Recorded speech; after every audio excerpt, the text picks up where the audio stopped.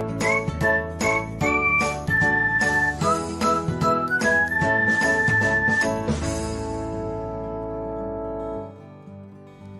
everyone, welcome back to another episode of Technologyglance. In this video, I'm going to guide you through how you can turn off autoplay for related tracks on SoundCloud. So, let's get started. Watch till the end and don't forget to subscribe to Technologyglance by hitting the subscribe button and press the bell icon so that you'll never miss another update. Without further ado, let's get started. First of all, open the SoundCloud app on your device. Now, tap on the library icon. After that, select the gear button.